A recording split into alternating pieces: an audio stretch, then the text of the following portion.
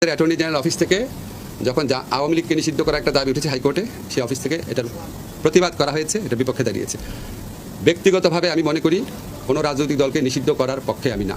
আসিফ নজরুল, আপনাকে জিজ্ঞেস করি, জুলাই বিপ্লবের সময় একটা আপনার পরিবারের কোন সদস্যের এক ফোঁটা রক্ত দিয়েছে? কেউ শহীদ হয়েছে? কেউ আহত হয়েছে? আপনি কি করেছেন? আপনাকে বসিয়ে দেওয়ার মানে এই নয় যে আপনি আওয়ামী লীগকে নিষিদ্ধ করার প্রশ্নে চুপ করে বসে থাকবেন, আবার আওয়ামী লীগের পক্ষে অবস্থান নেবেন। এই কারণেই আজকে আপনাদের বিরুদ্ধে কথা বলতে হচ্ছে। আপনি পদত্যাগ করুন, যদি আপনার বুকে সাহস থেকে থাকে। আসিফ নজরুল, আপনি এখন পদত্যাগ করুন। হামিদ তো বাসা থেকে বাড়ি দিত না, যদি না ওয়াকার গ্রিন সিগন্যাল দিত। তা হামিদ তেলে বাসা থেকে বেরিয়েছে কার সাহসে? ওয়াকারের শক্তিতে ওই হারকুলিয়াস হয়ে গেছে। আর প্রফেসর ইউনূস সরকার সেটা ঠেকাইতে পারে না। এর দায় প্রফেসর ইউনূস সহ ওনার সরকারের সব উপদেষ্টাদের নিতে হবে। বাংলাদেশের রাজনীতির চূড়ান্ত ফয়সালা আসছে। শাহবাগেই বাংলাদেশের রাজনীতির সিদ্ধান্ত গ্রহীতা। বাংলাদেশে তোলপাড় সৃষ্টি হয়েছে। দর্শক, আসিফ নজরুল ও সেনাপ্রধান ওয়াকারের গোপন ষড়যন্ত্র ফাঁস। যে কোনো সময় পদত্যাগে বাধ্য করা হবে আসিফ নজরুল ও সেনাপ্রধান ওয়াকারকে। এদিকে ডক্টর মোহাম্মদ ইউনূস এদের বিরুদ্ধে কঠিন পদক্ষেপ গ্রহণ করেছেন, যা এই ভিডিওটি দেখলে আপনারা জানতে পারবেন। দর্শক, আজকের ভিডিওটি খুবই গুরুত্বপূর্ণ, তাই ভিডিওটি না টেনে একটি লাইক দিয়ে দেখতে থাকুন সম্পূর্ণ ভিডিওটি।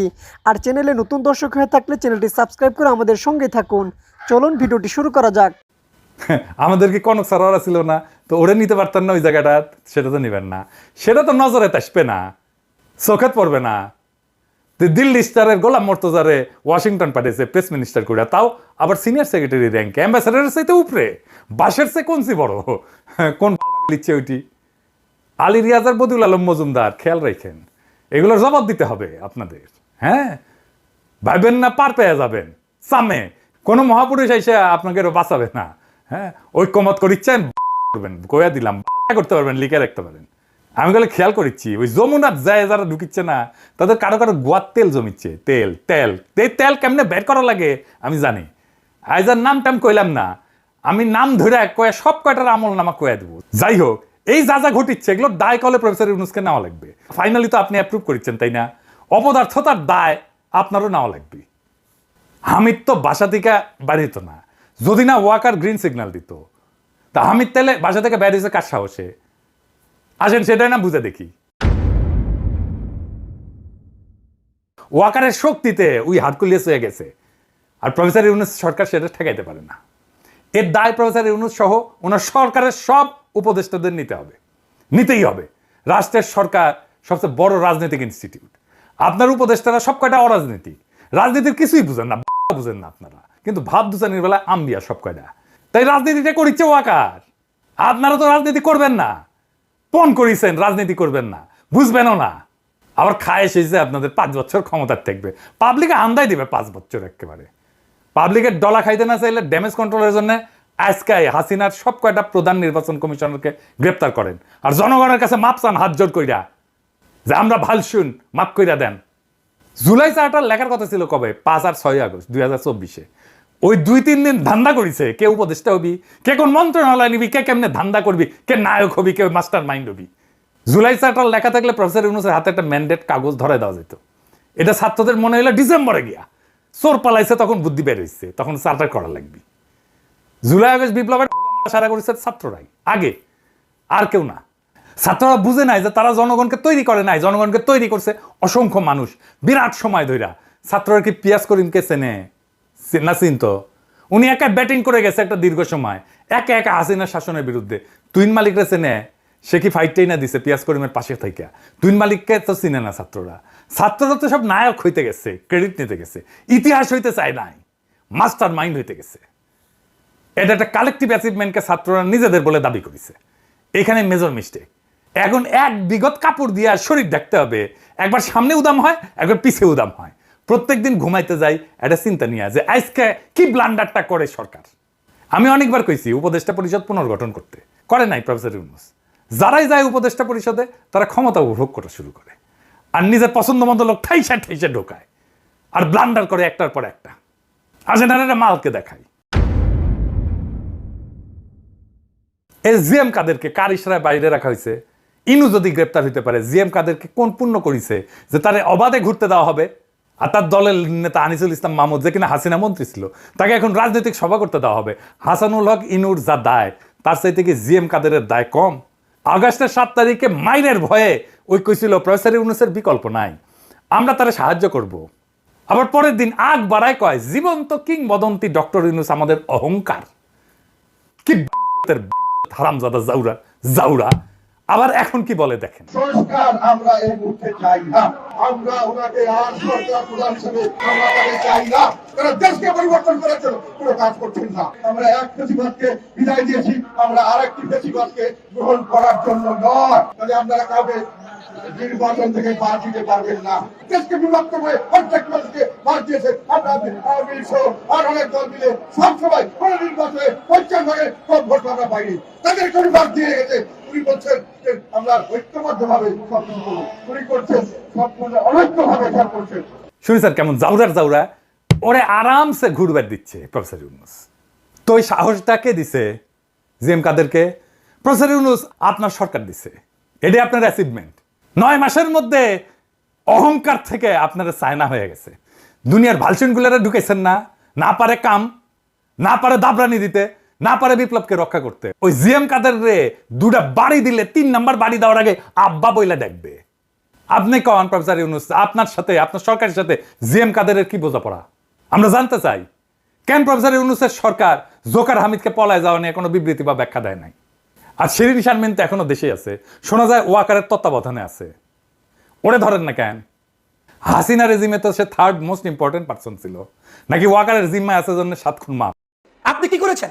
আপনাকে বসিয়ে দেওয়ার মানে এই নয় যে আপনি আওয়ামী লীগকে নিষিদ্ধ করার প্রশ্নে চুপ করে বসে থাকবেন, আবার আওয়ামী লীগের পক্ষে অবস্থান নেবেন। এই কারণেই আজকে আপনাদের বিরুদ্ধে কথা বলতে হচ্ছে। আপনি পদত্যাগ করুন, যদি আপনার বুকে সাহস থেকে থাকে। আসিফ নজরুল, আপনি এখন পদত্যাগ করুন, জনগণকে জানিয়ে দিন যে আপনার পক্ষে সম্ভব না। আওয়ামী লীগ নিষিদ্ধের প্রশ্নে আপনারা তালবাহনা করেন, আওয়ামী লীগের বিচার প্রশ্নে আপনারা তালবাহনা করেন। আপনারা আসছেন ভারতের দায়িত্ব পালন করতে, আপনারা আসছেন ভিনদেশী দাবিদারদের নিজস্ব কোনো এজেন্ডা বাস্তবায়ন করতে। যারা মনে মনে ভাবছেন আপনাদের মনোনীত উপদেষ্টা আছে, সমস্যা নাই, সব পার পেয়ে যাব, ডৌয়া। আপনাদের কি আজকের প্রতারণা করে আপনাদের মানুষগুলোকে ঢুকতে দেয়নি? বাংলাদেশের কোনো অফিস আদালতে আছেন দেশপ্রেমিক, ধর্মপ্রেমিক, স্বাধীনতা প্রেমিক একটা মানুষের অ্যাপয়েন্টমেন্ট নাই, সবগুলো আওয়ামী লীগের দোসর দিয়ে বসে রেখেছে। আর পরে আপনারা তাদের কি অন্ধ সমর্থন দিচ্ছেন আর মনে মনে তালি দিচ্ছেন। ওই একটু মাঝে মাঝে ইসলামের পক্ষে 1-2টা পোস্ট আর 2-1টা একটু ধার্মিকতার পোস্ট, এই পোস্ট পেয়ে আপনারা লোভে পড়ে গিয়েছেন। এই লোভের কারণে আজকের পাপের সাগরে বসবাস করতে হচ্ছে। আওয়ামী লীগকে নিষিদ্ধ না করলে সে তো মানুষের মধ্যে পড়তে পারে না। 2000 মানুষকে হত্যার পরে আপনি সেই আওয়ামী লীগকে নিয়ে সংসার করবেন, রাজনীতি করবেন, আপনি শব্দ দেখেন কিভাবে? আসিফ নজরুল সাহেব আওয়ামী লীগের নিষিদ্ধ কেন চায় না, এ নিয়ে জনমনে এখন বেশ প্রশ্ন জন্ম দিয়েছে। জনগণ যেই জুলাই বিপ্লব করেছে, 5ই আগস্টের সেই নতুন বাংলাদেশ গড়ার স্বপ্ন নিয়ে শেখ হাসিনাকে তাড়িয়েছে এবং কিছু মানুষদেরকে দায়িত্ব দিয়েছে বাংলাদেশ বিনির্মাণের জন্য। আজকে মনে হচ্ছে তারাই বাংলাদেশের মানুষের সাথে গাদ্দারি শুরু করে দিয়েছে, মানুষের সাথে আজকের প্রতারণা শুরু করে দিয়েছে। আসিফ নজরুল বাংলাদেশের একজন আলোচিত নাম, বিভিন্ন সময় বিভিন্ন বক্তব্যের কারণে, কথাবার্তার কারণে তিনি সমালোচিত হচ্ছেন, আলোচিত হচ্ছেন, মাঝে মাঝে প্রশংসিতও হয়েছিলেন। কিন্তু বর্তমান সময়ের প্রেক্ষাপটে বাংলাদেশের জনগণ বিশ্বাস করে যে আসিফ নজরুল বাংলাদেশের জনগণের সাথে প্রতারণা করেছেন, প্রহসন করেছেন, বিশ্বাসঘাতকতা করছেন বলে এখন সমাজের সমগ্র শ্রেণীর মানুষের মধ্যে এই প্রশ্নটি জন্ম দিয়েছে। আমার মনে হয় একই প্রশ্ন জন্ম দিয়েছে, বেশ কয়েক মাস পর্যন্ত জন্ম দিলেও আমি এটা নিয়ে কথা বলার সুযোগ তৈরি করিনি, কারণ আমি চেয়েছি ঐক্য, আমি চেয়েছি ধৈর্য ধারণ করতে, আমি চেয়েছি বাংলাদেশের মানুষের স্বপ্ন সুশৃঙ্খলভাবে বাস্তবায়িত হোক। কিন্তু যখন দেখছি এই আসিফ নজরুলরাই আজ এই আওয়ামী লীগকে নিষিদ্ধ করার জন্য প্রধান বাধা হয়ে দাঁড়িয়েছে এবং মানুষের আবেগ এবং আকাঙ্ক্ষার সাথে খেলাধুলা করছে, তখন একজন সচেতন নাগরিক হিসেবে বক্তব্য না দিয়ে আর পারছি না। আপনারা জানেন কেন এই আসিফ নজরুল সাহেব তাহলে আওয়ামী লীগকে নিষিদ্ধ করতে চায় না? কি তাদের মূল সমস্যা? তারা কি কাকে ভয় পাচ্ছে? কি তাদের উদ্দেশ্য? আমি বলছি না, বাংলাদেশের জনগণ যেটা মনে করে, ডক্টর আসিফ নজরুলকে কেউ কেউ মনে করে পার্শ্ববর্তী একটি দেশের বিশেষ এজেন্ট হিসেবে কাজ করছে। এটা জনগণের কমেন্টস। আসিফ নজরুল সাহেবের নিজের পোস্ট করা নিচেই এই কমেন্টসগুলো শত শত পাবেন, যার প্রমাণ আপনারা সেখান থেকে দেখে নেবেন। দ্বিতীয় আরেকটি কারণ হচ্ছে এই আসিফ নজরুলরা কাউকে খুশি করতে চায়। কাদেরকে খুশি করতে চায়? যাদেরকে আমরা বাংলাদেশ থেকে বিতাড়িত করেছি তাদের কি, যে আমরা অন্তত বিপদের মধ্যে টিকে আছি, আসিফ নজরুল সাহেবরা ছিলেন তাই আমরা টিকে আছি। এইরকম একটি মানসিকতা পোষণ করার কারণে আওয়ামী লীগকে তারা নিষিদ্ধ চায় না, তারা আওয়ামী লীগের কাছেও ভালো থাকতে চায়। তৃতীয় আরেকটি কারণ হচ্ছে আসিফ নজরুলরা মনে করেন যে বাংলাদেশের পট পরিবর্তন আজকে হয়েছে, ভবিষ্যতে ভিন্ন কিছু হতে পারে, যে যখন হবে তখন যাতে রাজনীতিতে, সমাজনীতিতে বুদ্ধিজীবী টাইপের হয়ে টিকে থাকতে পারে এবং তখন যাতে বলতে পারে যে আমরা আগেও বলেছিলাম যে নিষিদ্ধের পক্ষে না, আজও বলছি না, এবং সেই সময় আবার ওই আওয়ামী লীগের বুদ্ধিজীবী হয়ে সমাজে টিকে থাকবে। এই সকল ধান্দার কারণে আজকে মূলত নিষিদ্ধ করার পক্ষে নয়। আমি আসিফ সাহেবের এই আসিফ নজরুল ইসলামের কয়েকটি মন্তব্য, ভিডিও এবং পর্যালোচনা না করে এই ভিডিও করছি না। তার বক্তব্যগুলো যদি কেউ শুনলে আপনার এমনি অস্থিরতা কাজ করবে। উনি একটি জায়গায় স্পষ্ট করে বলছেন যে বাংলাদেশের মানুষের এই যে আওয়ামী লীগকে নিষিদ্ধ করা, এটা আমি চাই না এবং এটা আমার পার্ট না, এটা আমার অধিকার না, আমি যে দায়িত্বে আছি এই দায়িত্বের মধ্যে এটা পড়ে না। আমি প্রথমেই আসিফ নজরুলকে বলতে চাই, গতকালকেও একটি লাইভে বলেছিলাম, আপনাকে কে দায়িত্ব দিয়েছে, আইনমন্ত্রী না আপনার ওই কি বলে জলবায়ু মন্ত্রী না কৃষি মন্ত্রী, এটা তো বিষয় না। 5 তারিখের পরে যাদেরকেই দায়িত্ব দেওয়া হয়েছে এটা শুধুমাত্র নামকাওস্তে একটা পোস্ট, কিন্তু আপনার দায়িত্ব হচ্ছে সর্বাগ্রে আওয়ামী লীগের বিচার করা, নিষিদ্ধ করা। আর আপনি যখন বলেন আইনমন্ত্রী হয়ে যে এটা আমার দায়িত্বের মধ্যে পড়ে না, তো কার দায়িত্বের মধ্যে পড়ে? মানুষকে ধান্দাবাজি ভুগিচুগি দেওয়ার তো একটা লিমিট থাকবে। আবার সেগুলো ফেসবুকে পোস্ট করে জাহির করতে চান যে এটা আমার দায়িত্বের মধ্যে পড়ে না, আমাকে কেউ কেউ দোষারোপ করছে। আমি তো আপনার পক্ষে এখন মানে সেই 5 তারিখের পর থেকে একেবারে গতকালকে পর্যন্ত কোনোদিন পক্ষে ছাড়া বিপক্ষে বলিনি, কিন্তু আমি কেন বাধ্য হচ্ছি কথা বলতে যখন দেখছি আপনার এই পোস্টগুলো বাংলাদেশের মানুষকে ভিন্ন মেসেজ দিচ্ছে এবং ভুল মেসেজ দিচ্ছে, তখন মনে হচ্ছে এই সত্য কথা বলে দেওয়া দরকার। আপনার কারণেই এখন পর্যন্ত আওয়ামী লীগ নিষিদ্ধ হয় না। আসিফ নজরুল সাহেব, আপনার কারণেই আওয়ামী লীগকে এখনো নিষিদ্ধ করা সম্ভব হয়নি। আপনাদের মতো এই ধরনের উপদেষ্টারাই আজকে আওয়ামী লীগকে এখনো মাঠে ময়দানে টিকিয়ে রাখছেন এবং আইনের বেড়াজলে আপনারা কথা বলে জনগণের সাথে প্রহসন করছেন, প্রতারণা করছেন, মিথ্যা তথ্য দিয়ে জনগণকে বিভ্রান্ত করছেন। ধান্দাবাজির একটা লিমিট থাকা দরকার। আপনাকে বসিয়েছি আমরা 5 তারিখে, আপনি জনগণের ম্যান্ডেট নিয়ে বসেছেন, জনগণ ভালোবেসে আপনাদেরকে দায়িত্ব দিয়েছে। জনগণ কি চায় সেটা আপনি বুঝবেন না?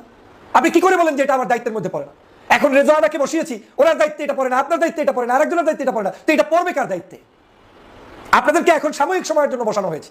রাস্তাঘাট, কালভার্ট, ল্যাট্রিন বানানোর জন্য বানানো হয় না, চায়ের টেবিলে, কফির টেবিলে বসে আড্ডা দেওয়ার জন্য বানানো হয় না, আপনার মনোপুত সব মানুষগুলোকে বিভিন্ন জায়গায় নিয়োগ দেওয়ার জন্য বানানো হয় না। আপনাদেরকে বসানো হয়েছে বিশ্বস্ত জায়গা তৈরি হয়ে করে যে আপনারা বাংলাদেশের মানুষকে সঠিক নেতৃত্ব দিবেন, এই আওয়ামী লীগকে নিষিদ্ধ করবেন। আওয়ামী লীগ নিষিদ্ধের প্রশ্নে আপনারা তালবাহনা করেন, আওয়ামী লীগের বিচার প্রশ্নে আপনারা তালবাহনা করেন। আপনারা আসছেন ভারতের দায়িত্ব পালন করতে, আপনারা আসছেন ভিনদেশী দাবিদারদের নিজস্ব কোনো এজেন্ডা বাস্তবায়ন করতে।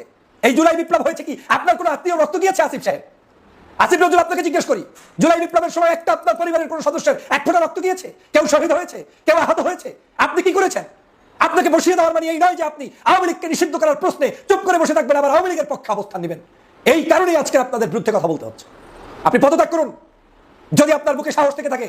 আসিফ নজরুল, আপনি এখন পদত্যাগ করুন, জনগণকে জানিয়ে দিন যে আপনার পক্ষে সম্ভব না। আমাদের লোকের অভাব নেই, প্রতারণা করছেন জনগণের সাথে, মানুষের সাথে, মুক্তিযোদ্ধাদের সাথে, জুলাই বিপ্লবের শহীদদের সাথে, এবং যারা মৃত্যুবরণ করেছে তাদের সাথে, যারা আহত হয়েছে তাদের সাথে।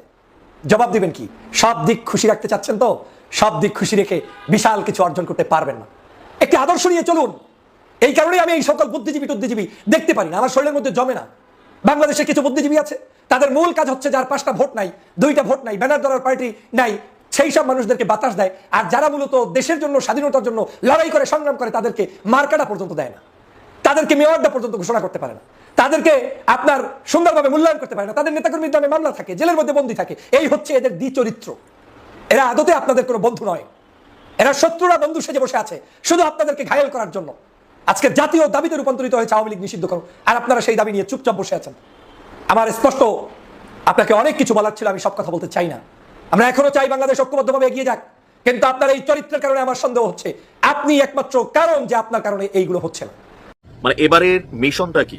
একটা তো ছিল যে শেখ হাসিনাকে বাংলাদেশ থেকে মানে তার ক্ষমতা থেকে উৎখাত করা, ফাইন, সেটা সফল হয়েছে। অনেক কৌশল আমরা দেখেছি, ছাত্রলীগ থেকে ছাত্র শিবির, শিবির থেকে সমন্বয়ক, কোটা আন্দোলন থেকে 1 দফা, তারপর শেখ হাসিনার পতন। এরপর বাংলাদেশ ছেড়ে শেখ হাসিনা এই মুহূর্তে ভারতে অবস্থান করছেন।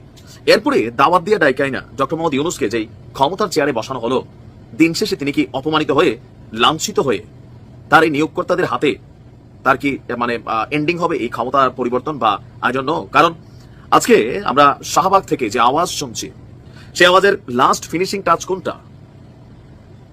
মার্চ টু ঢাকা আবারও ওয়াই? আসুন, আওয়ামী লীগের নিষিদ্ধের দাবিতে গতকালকে খুব বেশি দূর আগানোর কথা ছিল না এনসিপির এই দাবিটা, গভীর রাতে যমুনাতে। কিন্তু যে মাত্র তাদের পুরনো মিত্র বাংলাদেশ ইসলামী ছাত্র শিবির পুরা টিম নিয়ে আপনার উপস্থিত হলো, কারণ শিবিরের হিউজ পরিমাণ কর্মী আছে, তাদের উপস্থিত বাড়ার পর যমুনার সামনে যে আন্দোলন শুরু হলো সেটা রাত পেরোলো। তবে বাংলাদেশে আমরা বিরল আরেক জিনিস দেখছি, এটা কন্টিনিউ হওয়া উচিত। তবে শুধুমাত্র যে সমন্বয়করা আন্দোলন করলে এসি ঠান্ডা বাতাস খাবে, শিক্ষক অন্যরা রাজপথে নামলে পুলিশ পিটাবে, তারপর হচ্ছে আপনার গরম পানি মারবে, ঠান্ডা পানি মারবে, ওরকম না। পানিটা আজকে আমরা দেখছি যে ডিএনসিসি মানে আমাদের কি বলা হয় যে পৌর কর্তৃপক্ষের যে আপনার একটা মেশিন আছে না, যেটা দিয়ে ঠান্ডা পানির মতন বাতাসটাকে, পানিটাকে জলীয় বাষ্প করে পাবলিকের উপর ছাড়ে, একটু রহমত ফিল হয়। তো আমরা প্রথম দেখলাম যে সরকারের বিপরীতে গড়ে ওঠা একটা আন্দোলনকে এভাবে ঠান্ডা বাতাস দিয়া জীবিত রাখা হয়েছে। এটা বিরল ইতিহাস, ইউনূস সরকারের সময় এটা বিরল ইতিহাস। কারণ তিনি অন্য কোনো আন্দোলনে আবার এরকম তিনি করান না, বা আমরা প্রশাসনকেও দেখি না। তার মানে কি প্রশাসনও ভয় পাচ্ছে যে আবার আরো একটা শেখ হাসিনার মতন এই সরকারটারই পতন হয়ে যায় কিনা। তবে কিছুটা টেনশনে আছেন আমাদের কি বলা হচ্ছে ডক্টর আসিফ নজরুল ইসলাম। যাই হোক, আওয়ামী লীগকে নিষিদ্ধ করার বিষয়ে দ্রুত সিদ্ধান্ত না এলে আবারও মার্চ টু ঢাকার মতন কর্মসূচি দেওয়ার হুঁশিয়ারি দিয়েছেন নাহিদ ইসলাম। বাট এখন কার বিরুদ্ধে দিবেন? আরো একটা আশ্চর্যজনক বিষয় হচ্ছে এনসিপি বরাবরই বলছিল যে তারা এই আন্দোলনটার মূল কারিগর, তারাই বিএনপি বৈশা 4টা বালুর ট্রাক সরাইতে পারে নাই, ব্যানার ধরার জন্য 4টা লোক পায় নাই, কিন্তু আজকে সেই বিএনপির বেগম খালেদা জিয়ার জন্য গণহারে তারা ডাকতেছে, প্লিজ আপনি আসুন, প্লিজ বিএনপি আসুন একসাথে। তার মানে বিএনপি ছাড়া কি এই যে এত বড় বিশাল জমায়েত, চরমোনাই, জামাত, তারপর হচ্ছে এনসিপি, ওরাও একটা ভালো একটা অবস্থান হয়েছে, একটা হিউজ মানুষ হয়েছে, শাহবাগ ব্লকের হচ্ছে। তো বিএনপির অনুপস্থিতি এই আন্দোলনের মধ্যে লোক সমাগম বলেন, প্রেসার গ্রুপ বলেন, এই জায়গার মধ্যে আমরা ঘাটতি দেখতে পাচ্ছি। তার মানে এনসিপির এইবার অন্তত একটা জিনিস সিদ্ধান্ত নিতে হবে যে বিএনপিকে নিয়ে সমালোচনা করার সময় একটু হিসাব করতে হবে বাবা, জানেন এটা একটা পরীক্ষা চলে আসছে। অন্তর্বর্তী সরকারের সাবেক উপদেষ্টা নাহিদ বলছেন, দলমত নির্বিশেষে আওয়ামী লীগ এবং দেশের সার্বভৌমত্বের প্রশ্নে সকল শক্তি এক থাকবে, এটাই প্রত্যাশা। আর ঢাকা শহরের বিভিন্ন স্থানে ব্লকেট চালু হয়েছে, দ্রুত সময়ের মধ্যে আওয়ামী লীগকে নিষিদ্ধ না করলে আবারও ঢাকা শহরে মার্চ করবে। তো এবারের মার্চের বিষয়বস্তু কি আমরা যতদূর জানি, 24 সালে বৈষম্য বিরোধী ছাত্র আন্দোলনের ডাকা মার্চ টু ঢাকা কর্মসূচির মধ্যে শেখ হাসিনার পতন ঘটছিল। আবারও মার্চ টু ঢাকা ডাকলে ইউনূসের পতন ঘটবে, তারই নিয়োগকর্তাদের হাতে। আসিফ নজরুল দেশ ছেড়ে পালাবে, ওনারে কিন্তু পালাইতে হবে, এবার রক্ষা পাবে না, যে পরিমাণ ক্ষোভ ওনার বিরুদ্ধে আমরা দেখছি। আবার সার্জিস বলছে এই আন্দোলন একদিনেরও হইতে পারে, 1 মাসেরও হইতে পারে, এরা নাকি বাড়ি যাবে না। তো আমাদের অনেকে বাড়ি চলে যাবে, কারণ সবার ভাই পেট আছে, ভাত খাওয়া লাগে, কর্ম করা লাগে, আমাদের তো আর আলাদা কোনো বিকল্প ইনকামের সুযোগ নেই, তাই না? এনসিপির অনেক নেতারা অনেক টাকা পয়সার মালিক হয়ে গেছে, তারা হয়তো এখানে থাকতে পারবে, কিন্তু জনগণ এত লম্বা সময় থাকবে কিনা, যত শিবির থাকবে। কারণ টোটাল এই জুলাই অভ্যুত্থানের মাস্টার মাইন্ডের পিছনে কিন্তু সমন্বয়ক বনাম শিবির। মাঝে মাঝে তারা জামাতের সমালোচনা করে, যে নাহিদ যেমন বলে যে জামাতের মতো দলকে দেশে মানুষ ক্ষমতায় আনবে না। আমরা আমার কথা না, নাহিদের কথা চরমোনাইকে নিয়েও বলে। কিন্তু এই শক্তিগুলো এখন এনসিপির সাথে একাত্মতা ঘোষণা করায় মাঝের লোক সমাগম বেড়ে গেছে, একটা বক্তব্য দিতে মজা পাওয়া যাচ্ছে। এই যে 3 দিন পরে পরে আন্দোলন, আওয়ামী লীগকে নিষিদ্ধ যদি করে সেটা একটা প্রসেসিং আছে, নিশ্চয়ই প্রসিডিং আছে। বিষয়টা এমন না যে আপনি মুট করে বললেন পুট করে হয়ে যাবে, আর ধরো নিষিদ্ধ করিয়ে দিল, কথার কথা। তো জামাতও তো এই দেশে নিষিদ্ধ রাজনৈতিক দল। দর্শক, সম্পূর্ণ ভিডিওটি দেখলেন, আশা করি বিষয়টি বুঝতে পেরেছেন। এই নিয়ে আপনার গুরুত্বপূর্ণ মন্তব্যটি অবশ্যই কমেন্ট বক্সে জানিয়ে দিবেন। ধন্যবাদ।